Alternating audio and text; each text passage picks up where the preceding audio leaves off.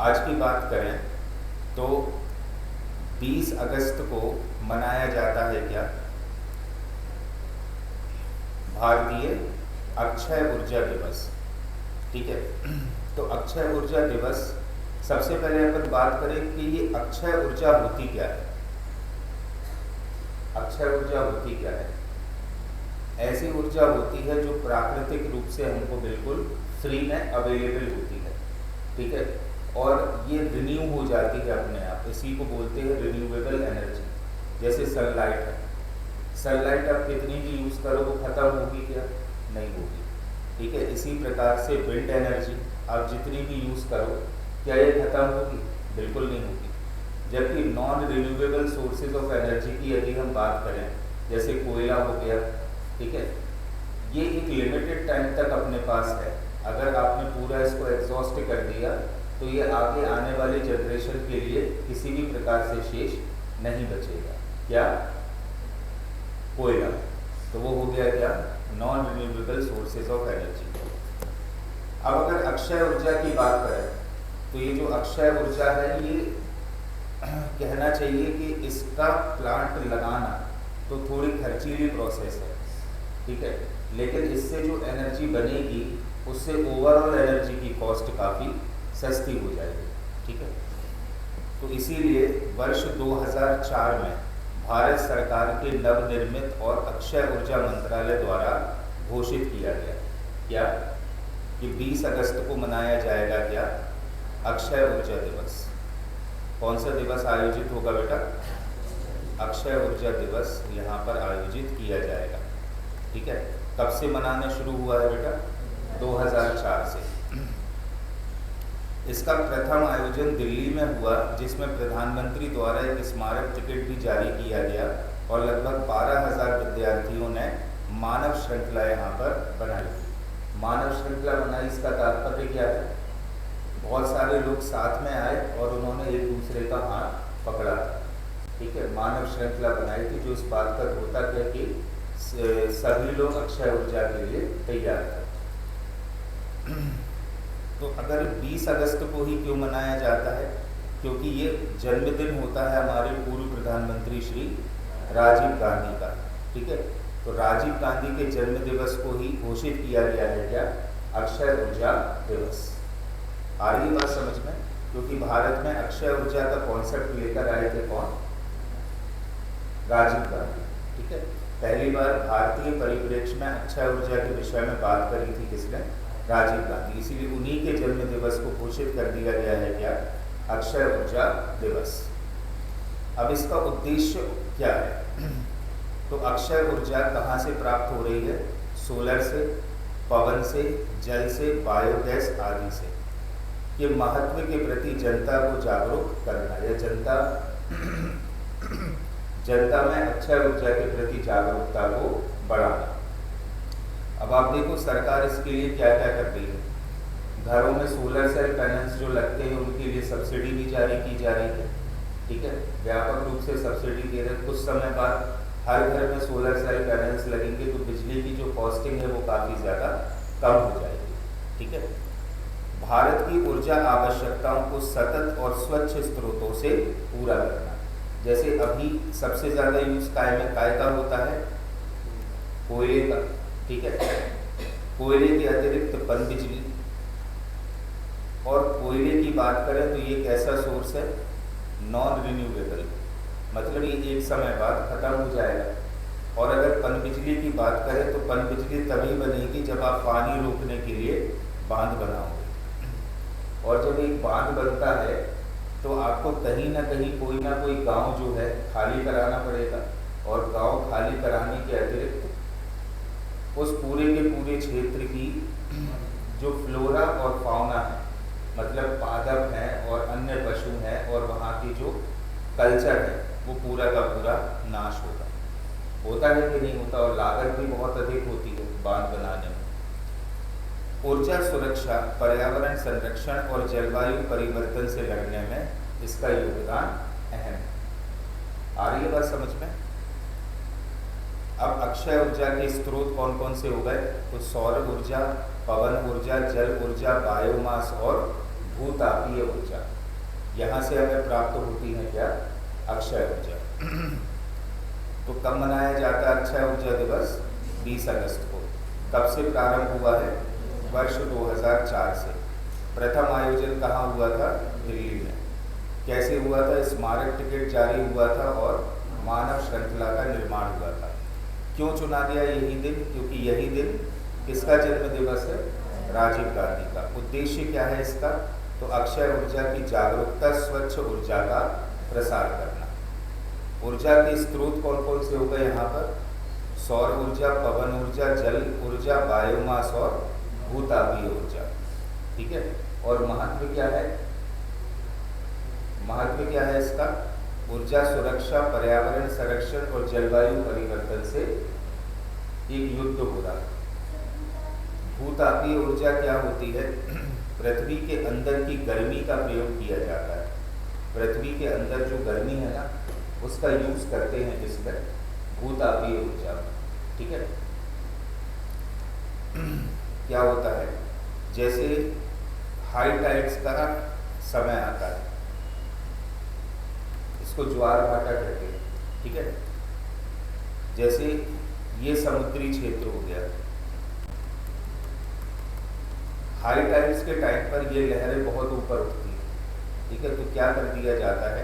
यहाँ पर गड्ढे कर दिए जाते हैं और गड्ढे करने के बाद यहाँ पर मोटर लगाकर टरबाइंस अटैच कर देते हैं।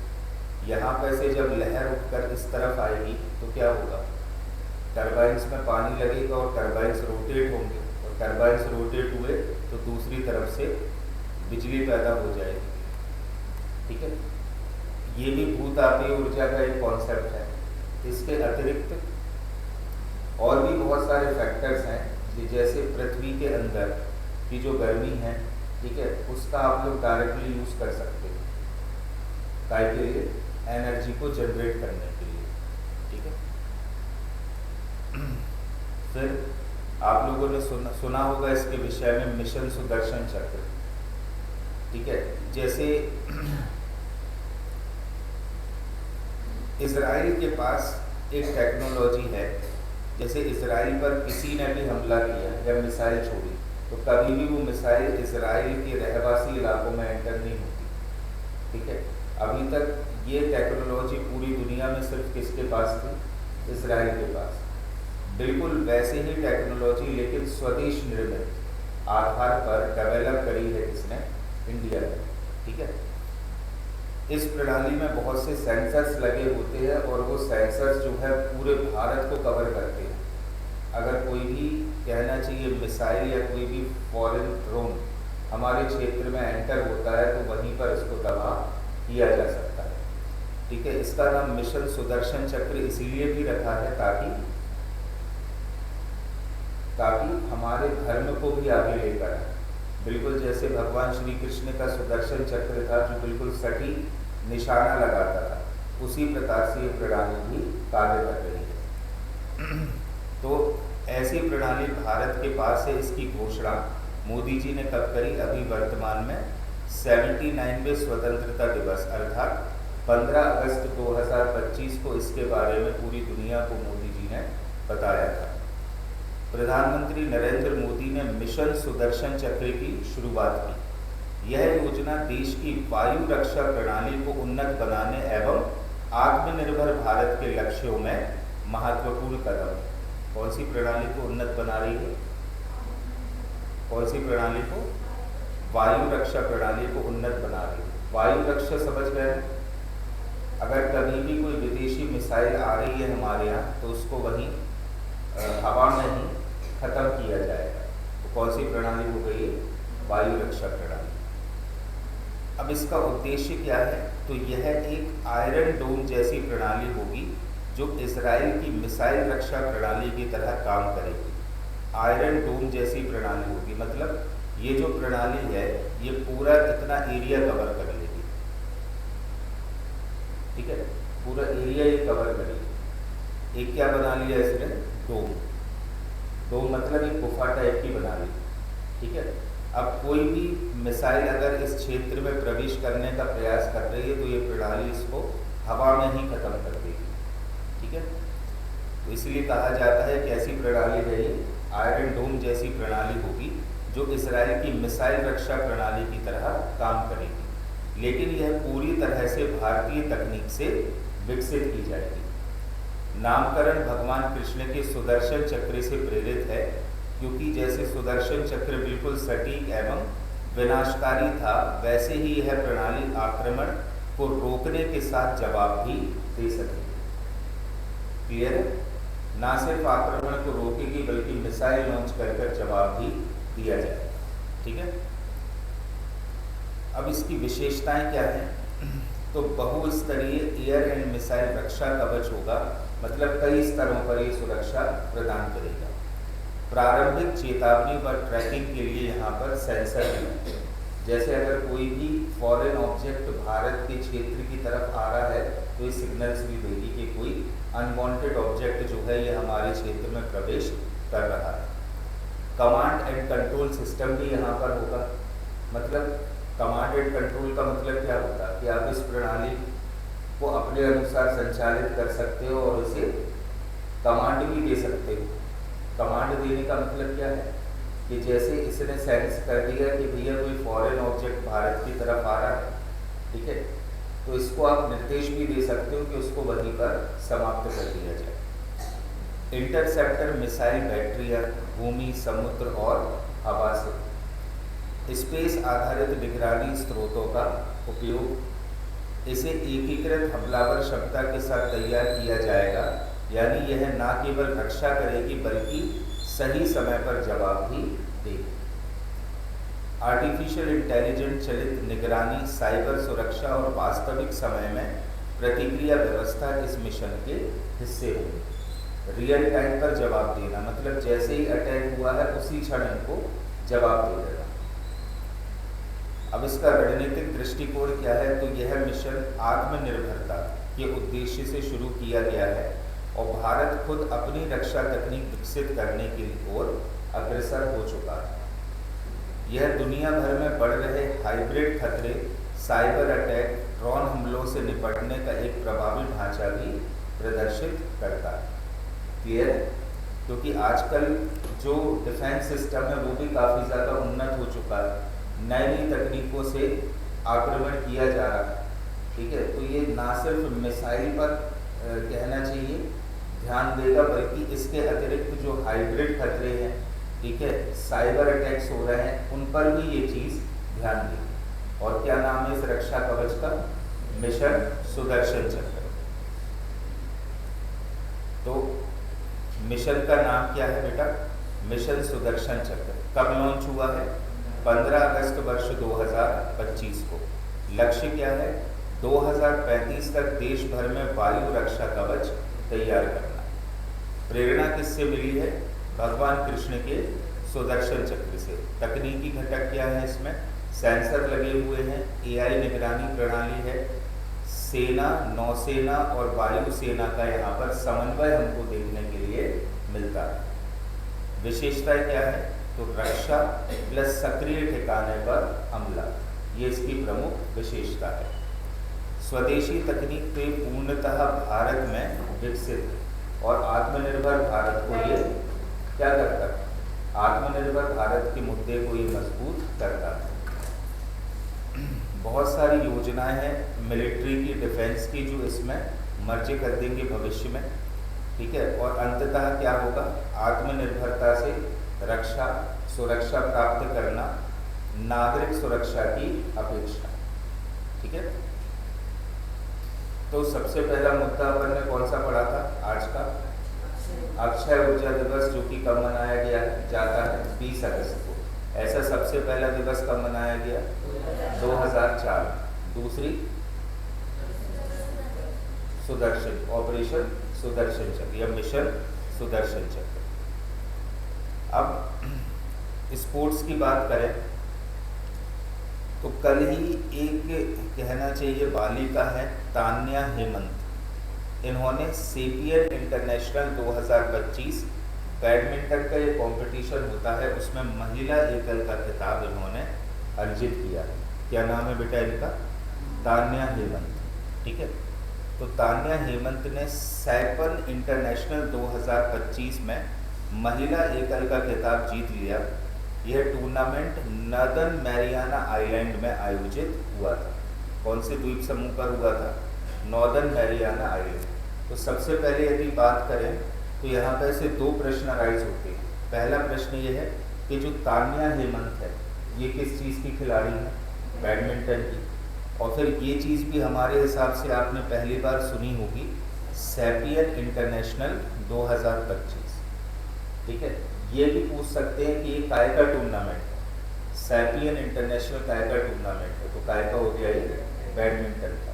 और आपके सिलेबस में तो अलग से हाईलाइटेड है स्पोर्ट्स।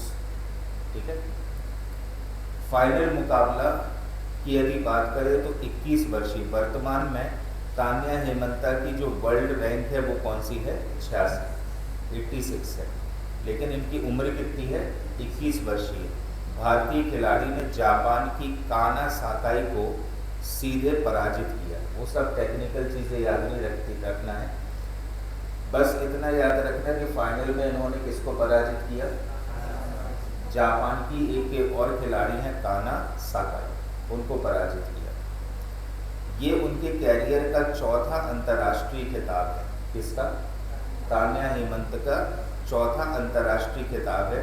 और इससे पहले तान्या ने 3 खिताब और जीते हैं अंतर्राष्ट्रीय स्तर के। सबसे पहला है कौन सा? इंडिया इंटरनेशनल, ये जीत चुकी है 2022 में। फिर ईरान फज्र इंटरनेशनल, ये जीत चुकी है 2023 में। और बैंडिंगो इंटरनेशनल, ये जीत चुकी हैं 2024 में।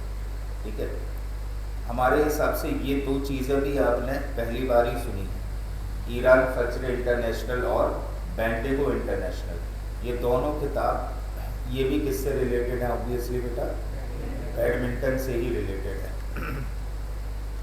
ये पहले ही जीत चुकी हैं और तान्या हेमंत। तो टूर्नामेंट कौन सा है ये? सैपन इंटरनेशनल 2025। और उसमें कौन सी कैटेगरी में जीता है इन्होंने? Women single. स्थान नॉर्दर्न मैरियाना आइलैंड्स।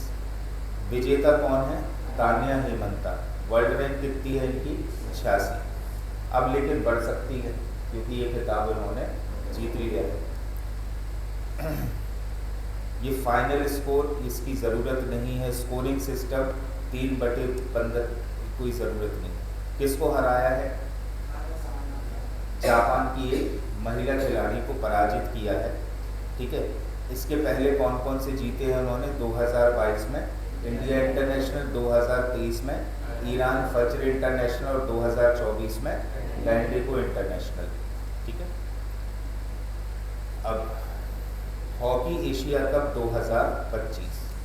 ठीक है, ये आयोजित होने जा रहा है बिहार में। और ये पहला ऐसा मौका है जब ये जो कहना चाहिए हॉकी एशिया कप है वो बिहार में आयोजित हो रहा है। ठीक है, तो यह चैंपियनशिप 12वीं पुरुष हॉकी एशिया कप है जिसे पहली बार बिहार के राजगीर में आयोजित किया जा रहा है। ठीक है, आयोजन की तारीखें कब से कब तक आयोजित हो रहा है? 29 अगस्त से 7 सितंबर वर्ष 2025। कहाँ पर? राजगीर स्पोर्ट्स कॉम्प्लेक्स नीव, बिहार स्पोर्ट्स यूनिवर्सिटी में स्थापित अंतर्राष्ट्रीय हॉकी स्टेडियम में। बिहार स्पोर्ट्स यूनिवर्सिटी है वहाँ पर, वह उसी का स्टेडियम है ये। ठीक है, राजगीर स्पोर्ट्स कॉम्प्लेक्स। ठीक है, इस स्पोर्ट्स कॉम्प्लेक्स में आयोजित होगा क्या? हॉकी एशिया कप वर्ष 2025 का। अब उद्घाटन समारोह की यदि बात करें तो मुख्यमंत्री नीतीश कुमार ने कार्यक्रम का लोगो मैस्कट मतलब एक वो होता है लोगो टाइप का, उसका नाम रखा गया है क्या? चंद। और ट्रॉफी का अभी हाल ही में अनावरण किया है। मुख्यमंत्री कौन है बिहार के? नीतीश कुमार। ठीक है, तो चंद जो है ये कुछ इस प्रकार का शेर है, ये देख रहे हो आप लोग, इस प्रकार का शेर, इसका नाम रखा गया है क्या? चंद। इसको कहा जाता है क्या? मैस्कॉट। ठीक है, क्या नाम रखा गया है? चंद। नाम के मैस्कॉट देश के राष्ट्रीय पशु बाघ से प्रेरित है। और 29 अगस्त को जन्मदिन होता है किसका? मेजर ध्यानचंद का।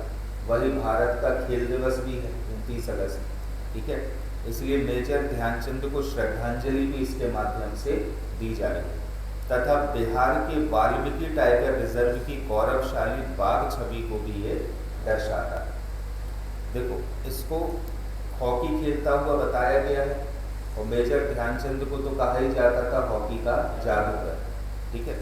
तो ये बहुत सारी चीज़ों से प्रेरित होकर बना है। क्या नाम है इसका? चंद। और बिहार में कौन सा टाइगर रिजर्व है? वाल्मीकि टाइगर रिजर्व, ठीक है। तो इस वाल्मीकि टाइगर रिजर्व से भी प्रेरित है, ठीक है। साथ ही ट्रॉफी प्राइड यात्रा शुरू की गई है, मतलब बिहार के 38 जिलों से ये यात्रा निकाली जाएगी, जिससे कि जागरूकता बढ़े लोगों में किसके प्रति? हॉकी के प्रति, ठीक है। इसमें ट्रॉफी बिहार के 38 जिले और अन्य शहरों के माध्यम से यात्रा करेगी, और फाइनली 38 जिलों का राउंड लगाकर 29 अगस्त को आ जाएगी कहाँ? वापस से यहाँ राजगीर स्पोर्ट्स कॉम्प्लेक्स में। और 29 अगस्त को उद्घाटन होगा इसका, हॉकी एशिया कप 2025 का, ठीक है। अब भाग लेने वाली टीमें, तो कुल कितनी टीमें भाग ले रही हैं? एशिया के विभिन्न देशों की 8 टीमें। 2 श्रेणियां बनाई गई हैं। पूल ए में भारत है, जो कि मेज़बान राष्ट्र भी है, फिर चीन है, जापान है और कजाकिस्तान। पूल बी की यदि बात करें तो यहाँ पर दक्षिण कोरिया है, मलेशिया है, बांग्लादेश है और चाइनीज ताइपे है, ठीक है। चाइना अलग है, चाइना के बगल में ताइपे एक देश है, उसको कहा जाता है चाइनीज ताइपे। नहीं, ताइपे अलग, हाँ वही पर है, हाँ पूर्व में है, ठीक है। तो 2 श्रेणियों में इन टीमों को बांटा गया। पाकिस्तान को इजाज़त नहीं दी गई है, पाकिस्तान को सुरक्षा चिंताओं के कारण टूर्नामेंट से बाहर कर दिया गया, तुम बाहर है, ठीक है। उसकी जगह किसने ले ली है? बांग्लादेश ने। इसी प्रकार से ओमान ने भी इस बार पार्टिसिपेट नहीं किया है, तो ओमान का स्थान दिया गया है किसे? कजाकिस्तान को। तो याद रखना, अगर डिटेल में गया कोई पेपर बनाने वाला तो आपसे ही पूछ लेगा कि हॉकी एशिया कप में कितनी टीमें पार्टिसिपेट इस साल नहीं कर रही हैं? 2 टीमें। पाकिस्तान के स्थान पर आ गया कौन? बांग्लादेश। और दूसरा ओमान के स्थान पर आ गया कौन? कजाकिस्तान। अब उद्घाटन मैच, तो टूर्नामेंट की शुरुआत कब होनी है? 29 अगस्त को। और 29 अगस्त ही क्या है? खेल दिवस, ठीक है। पहले ही दिन दक्षिण कोरिया बनाम चाइनीज ताइपे और भारत बनाम चीन का प्रदर्शन होगा, ठीक है। धीरे धीरे सरकार भी चाहती है कि जितनी दीवानगी भारतीयों में क्रिकेट के प्रति है, वैसे क्रिकेट हमारा राष्ट्रीय खेल थोड़ी ना, हमारा राष्ट्रीय खेल क्या है? हॉकी। वैसे ही दीवानगी भारतीयों में आए किसके प्रति? हॉकी के प्रति, ठीक है। 7 सितंबर को इसका फाइनल होगा, और जो भी विजेता टीम होगी उसे 2026 में जो हॉकी विश्व कप होने जा रहा है, कहाँ पर? नीदरलैंड और बेल्जियम में, वहाँ पर सीधा क्वालिफिकेशन मिल जाएगा। जो भी टीम यहाँ पर जीतती है वो सीधे क्वालिफाई हो जाएगी काय के लिए? हॉकी विश्व कप के लिए, जो 2026 में कहाँ आयोजित हो रहा है? नीदरलैंड और बेल्जियम में। इतना क्लियर हुआ? तो आयोजन कौन सी ट्रॉफी कहलाएगी? ये 12वीं पुरुष हॉकी एशिया कप। स्थान कहाँ पर है? राजगीर, बिहार। कब से कब तक? 29 अगस्त से 7 सितंबर। तो पहली बार एशिया कप कहाँ आयोजित हो रहा है? बिहार में। उद्घाटन किसने किया? मुख्यमंत्री नीतीश कुमार ने, और इसी में लोगो, मैस्कॉट और ट्रॉफी जो है जारी कर दी। मैस्कॉट का नाम क्या है? चंद, जो कि एक प्रकार का बाघ है, जो वाल्मीकि टाइगर रिजर्व का घोतक है, ठीक है। साथ ही साथ मेजर ध्यानचंद को भी ये सम्मानित कर रहा है, क्योंकि उस बाघ को हॉकी खेलते हुए प्रदर्शित किया गया है। टीमें तुमको मालूम ही है, पूल ए और पूल बी में। बदलाव क्या क्या किए गए हैं कि पाकिस्तान और ओमान को बाहर कर दिया है, उनका स्थान ले लिया क्रमशः किसने? बांग्लादेश और कजाकिस्तान को उनके स्थान पर शामिल कर दिया गया। प्रारंभिक मैच कब होना है? 29 अगस्त को, ठीक है। फाइनल कब होना है? 7 सितंबर को। और महत्व क्या है कि जो भी विजेता टीम होगी वो 2026 का जो हॉकी विश्व कप है उसमें क्वालिफाई कर जाएगी। कहाँ होना 2026 का हॉकी विश्व कप? नीदरलैंड और बेल्जियम। फिर आप लोगों ने सुना होगा देविका सिहाग के बारे में, नहीं सुना? देविका सिहाग कल तो सुर्खियों में थी है। देविका सिहाग ने पहला अंतर्राष्ट्रीय चैलेंज खिताब जीता, ठीक है। खिताब क्या है? मलेशिया इंटरनेशनल चैलेंज 2025 महिला एकल का खिताब इन्होंने जीता। ये भी शटलर है। शटलर मतलब बैडमिंटन की खिलाड़ी हैं जो मलेशिया के इपोह में आयोजित हुआ था, ठीक है। क्या नाम था इस टूर्नामेंट का? Malaysia international challenge 2025। और इन्होंने भी जीता है कौन सा खिताब? महिला एकल का ही खिताब इन्होंने भी जीता है, ठीक है। यह उनका पहला badminton world federation international challenge स्तर का खिताब था। ये जो अंतर्राष्ट्रीय स्तर पर बैडमिंटन का आयोजन कराने वाली संस्था है उसी का नाम है क्या? BWF, अर्थात बैडमिंटन वर्ल्ड फेडरेशन। उसी का ही नाम है क्या? Badminton world federation. आ रही है बात समझ में? अब ये जो बैडमिंटन वर्ल्ड फेडरेशन है, इसी फेडरेशन ने ये आयोजित कराया था क्या? मलेशिया इंटरनेशनल चैलेंज खिताब, जो कि किसका होता है? बैडमिंटन का, ठीक है। इसमें कौन जीत गई हैं? देविका सिहाग। किस कैटेगरी में जीती है? महिला एकल में, ठीक है। फाइनल मुकाबले की बात करें तो इन्होंने अपने ही देश की खिलाड़ी ईशा रानी बरुआ को पराजित किया। फाइनल में किसको पराजित किया है? ईशा रानी बरुआ को, ठीक है। ये नाम इसलिए याद रखना आवश्यक है, तुमसे ऐसे पूछा जाता है MPPSC में कि देविका सिहाग किस खेल से रिलेटेड है, जो कि ये सुर्खियों में आ गई। फिर ईशा रानी बरुआ किस खेल से संबंधित है, ठीक है। जो स्कोरिंग सिस्टम था वो वही 3x15 स्कोरिंग प्रारूप पर ही ये खेल आयोजित हुआ था। यह उनका पहला इंटरनेशनल चैलेंज खिताब है। इससे पूर्व उन्होंने 2024 में स्वीडिश ओपन और पोर्चुगल इंटरनेशनल जैसे टूर्नामेंट में भी जीत हासिल की है। 2024 में वे बेंगलुरु सीनियर राष्ट्रीय बैडमिंटन चैंपियनशिप की भी विजेता रहे। कौन? देविका सिहाग। तो टूर्नामेंट कौन सा है बेटा? Malaysia international challenge 2025। कहाँ हुआ था आयोजित? मलेशिया के इपोह में। खिताब किसने जीता? भारत की देविका सिहाग ने। फाइनल मुकाबले में किसको पराजित किया? ईशा रानी बरुआ। और ये भी कहाँ की हैं? भारत की। स्कोरिंग प्रारूप यह किस स्तर का खिताब है? तो यह उनका पहला इंटरनेशनल चैलेंज टाइटल, ठीक है। इसके पहले भी ये जीत चुकी हैं क्या? स्वीडिश ओपन, पुर्तगाल इंटरनेशनल, बेंगलुरु राष्ट्रीय चैंपियनशिप। और सेमीफाइनल मुकाबले इसकी ज़रूरत नहीं है, आपको तो सिर्फ इतना याद रखना है कि क्या है इनका नाम? देविका सिहाग। काय से रिलेटेड है? बैडमिंटन से। ईशा रानी बरुआ बैडमिंटन से रिलेटेड, ठीक है। कौन सा टूर्नामेंट था ये? मलेशिया इंटरनेशनल चैलेंज 2025, जो कहाँ आयोजित हुआ था? मलेशिया के ही इपोह में। फिर विभाजन विभीषिका स्मृति दिवस कब मनाया जाता है?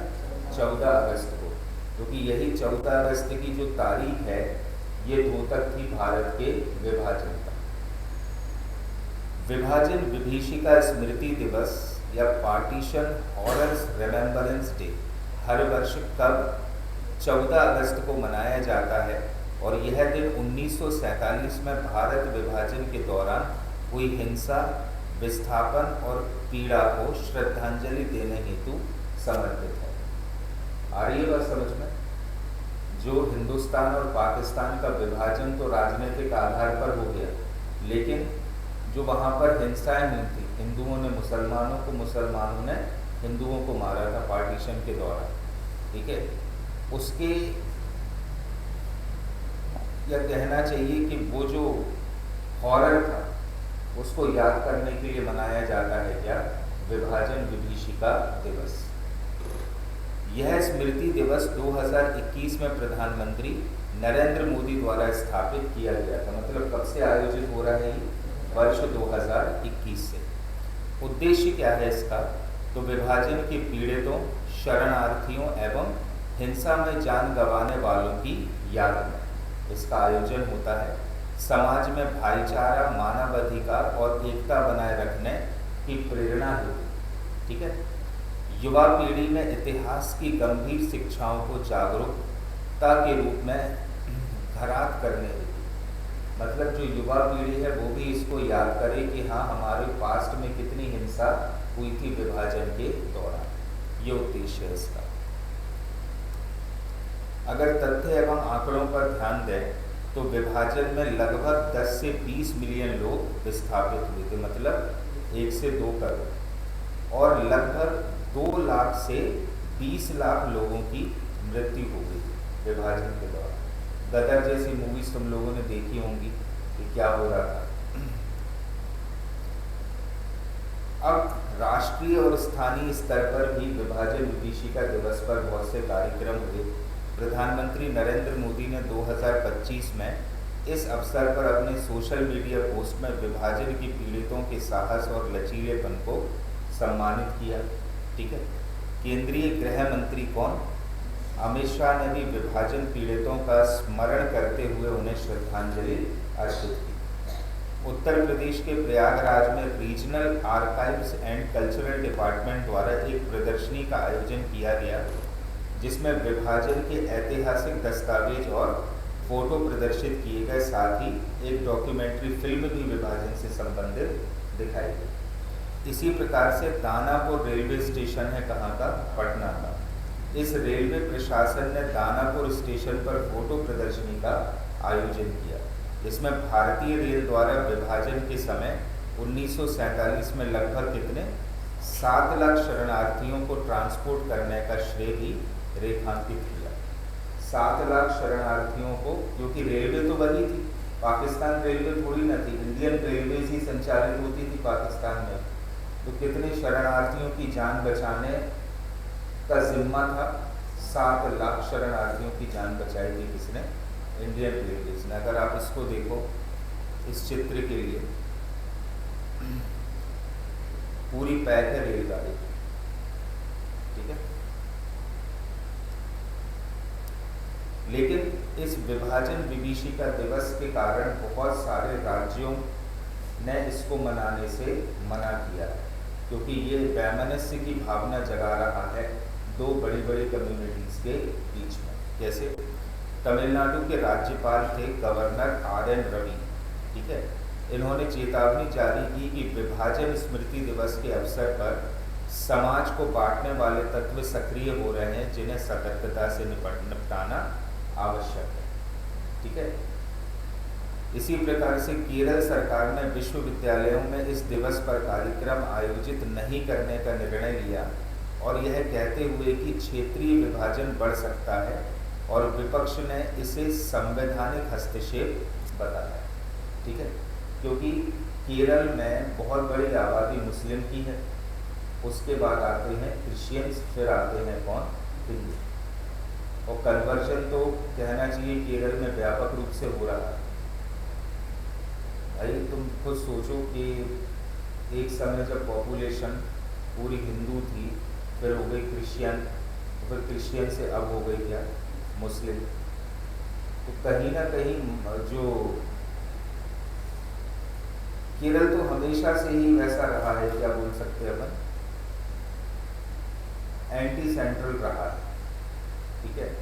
लेकिन जो भी निर्णय लेते हैं ये लोग बहुत ज़्यादा उसके पीछे कोई ना कोई रीज़न ज़रूर बताते हैं, ठीक है। और सीधी बात है, राज्य सरकार नहीं चाहती कि उनके यहाँ किसी भी प्रकार से वैमनस्य की भावना अलग अलग कम्युनिटीज़ के बीच में फैले, इसलिए केरल ने इसको ना आयोजित करने का निर्णय लिया है।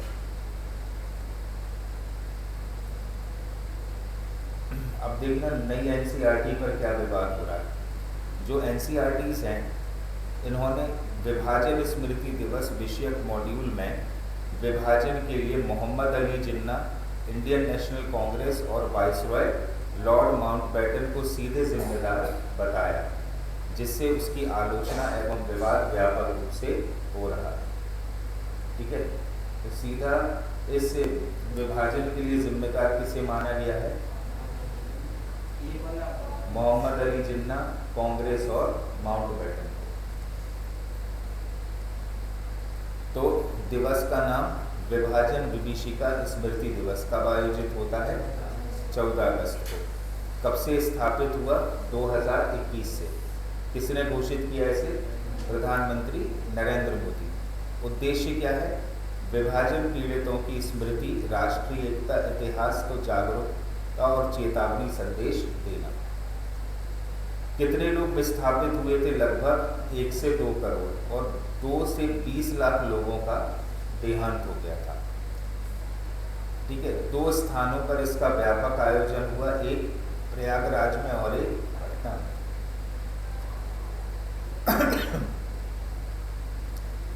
ठीक है, इतना जो है आप लोग याद रखो। फिर आप लोगों ने नाम सुना होगा बेटा नम्रता बत्रा का, सुना? नहीं सुना? वर्ल्ड गेम्स में देश के लिए पहला वुशु पदक इन्होंने जीता है। IMP लगा लो इसमें। वुशु एक चाइनीज गेम होता है, इसमें बहुत सारी स्पर्धाएं होती हैं और ये अभी तक के भारतीय इतिहास में पहला पदक है जो किसी भारतीय खिलाड़ी ने जीता है। कौन से स्पोर्ट्स में? वुशु में। भारतीय वुशु खिलाड़ी नम्रता बत्रा ने विश्व खेलों में ऐतिहासिक उपलब्धि हासिल की। इन्होंने महिलाओं की 52 किलोग्राम श्रेणी में कांस्य पदक जीतकर भारत को इस खेल में पहली बार पदक दिलाया। अभी तक किसी भी प्रकार का कोई भी पदक जो है वुशु में भारत के पास नहीं था अंतर्राष्ट्रीय स्तर का। ये पहली बार कौन लेकर आई हैं? नम्रता बत्रा। यह उपलब्धि मलागा, स्पेन में आयोजित वर्ल्ड गेम्स 2025 में मिली। नम्रता बत्रा हरियाणा से हैं और पिछले कुछ वर्षों से लगातार वुशु खेल में अंतर्राष्ट्रीय स्तर पर बेहतरीन प्रदर्शन कर रहे हैं। क्या नाम है इनका? नम्रता बत्रा। अब वुशु है क्या, तो इसके बारे में यदि हम समझे तो वुशु चीन का पारंपरिक मार्शल आर्ट खेल है। ठीक है, इसकी 2 विधाएं होती हैं। एक होती है सांडा, जिसमें फाइटिंग और कुश्ती जैसी स्पर्धाएं होती हैं, और दूसरा होती है ताओलू। इसमें एक निर्धारित मुद्राओं में कलात्मक प्रदर्शन किया जाता है। जैसे ये है तो ये चीज़ हो जाएगी कौन सी? सांडा। ठीक है, और ये एक निर्धारित मुद्रा में जो ये महिला प्रदर्शन कर रही है ये हो जाएगी कौन सी? ताओलू। तो 2 कैटेगरीज में होता है क्या? वुशु। ठीक है, भारत में यह खेल धीरे धीरे लोकप्रिय हो रहा और अंतर्राष्ट्रीय स्तर पर भारतीय खिलाड़ियों ने हाल ही के वर्षों में कई उपलब्धियां भी हासिल की। ठीक है, तो कौन है बेटा खिलाड़ी? नम्रता बत्रा। कहाँ की है? हरियाणा की। कौन सा खेल है? वुशु। कितनी कैटेगरी पर आती है? 52 किलोग्राम पर। प्रतियोगिता कहाँ कौन सी है? World games 2025। कहाँ पर आयोजित हुई है? स्पेन के मलागा में। उपलब्धि क्या है? भारत के लिए पहला पदक है, पहला, भले कांस्य पदक है लेकिन वुशु गेम में हासिल किया गया पहला ही पदक है। महत्व क्या है? तो भारत में वुशु खेल को बढ़ावा और महिला खिलाड़ियों को इससे प्रेरणा मिलेगी। क्लियर? फिर ये UPSC का सेंटेनरी ईयर, सेंटेनरी ईयर का तात्पर्य क्या है? उसकी स्थापना के 100 साल कंप्लीट यहाँ पर होने को आए। ठीक है, तो यूनियन पब्लिक सर्विस कमीशन की 100वीं वर्षगांठ 2025-26 के समय पर मनाई जा रही है। आप लोग याद करो 1919 के अधिनियम में प्रावधान था, फिर ली कमीशन बना था, अभी तो पढ़ा था कुछ दिन पहले। ली कमीशन बना था तो 1919 के एक्ट और ली कमीशन की रिकमेंडेशन पर स्थापित हुआ था क्या? UPSC। जश्न की अवधि कब से मनाया जाएगा? ये 1 अक्टूबर 2025 से 1 अक्टूबर 2026 तक। ठीक है, इस अवसर पर UPSC का विशेष लोगो, टैगलाइन, नए सुधार, पब्लिक आउटरीच प्रोग्राम और स्टाफ सहभागिता जैसी पहलें शुरू की जाए। मतलब ये जो लोगो आप देख रहे हो ना, ये वाला, ये हो सकता है बदल जाए, एक टैगलाइन आ जाए और जो है परीक्षाओं का आयोजन यूपीएससी कराने लगे। ठीक है। यूपीएससी के चेयरमैन है श्री अजय कुमार ने इस वर्ष को पुरानी उपलब्धियों पर गर्व, सुधार की नीयत और अगले 100 वर्षों के लिए तैयारी की अवसर बताया। अब देखना, अगर अपन श्री अजय कुमार की बात करें तो श्री अजय कुमार इससे पहले इंडिया के डिफेंस सेक्रेटरी थे। आईएएस हैं, ये भी 1985 बैच के आईएएस हैं। कौन? श्री अजय कुमार। ठीक है। आईएएस तो बाद में बने, उसके पहले ये आईआईटीएन थे। आईआईटीएन मतलब आईआईटी से बीटेक करने के बाद इकोनॉमिक्स की डिग्री है उनके पास, एमएस की है उन्होंने इकोनॉमिक्स से। ठीक है। उसके बाद यूपीएससी क्वालिफाई करी 1985 में। ठीक है। और आईएएस अधिकारी बने। विभिन्न राज्यों में पोस्टेड रहने के बाद वे डिफेंस सेक्रेटरी बने इंडिया के, और फिर अब यूपीएससी के चेयरमैन बन गए। यूपीएससी की स्थापना 1 अक्टूबर 1926 को हुई थी, जिसका संदर्भ गवर्नमेंट ऑफ इंडिया एक्ट 1919 और ली कमीशन 1924 की सिफारिशों से जुड़ा है। अब भी अपन ने डिस्कस किया। संवैधानिक रूप में 1937 में 1935 का कानून था, और 1935 के कानून के तहत इसका नाम क्या पड़ा था 1937 में? फेडरल पब्लिक सर्विस कमीशन, जिसको 1950 में क्या कर दिया गया?